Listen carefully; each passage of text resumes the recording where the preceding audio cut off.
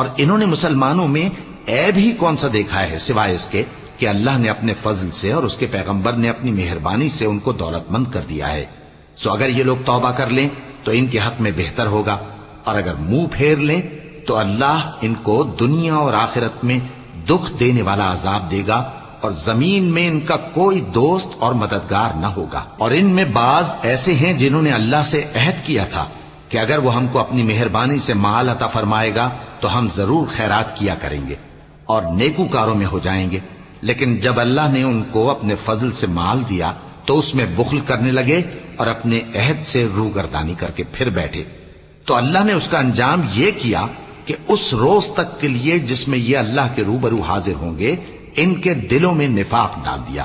اس لیے کہ انہوں نے اللہ سے جو وعدہ کیا تھا اس کے خلاف کیا، اور اس لیے کہ یہ جھوٹ بولتے تھے.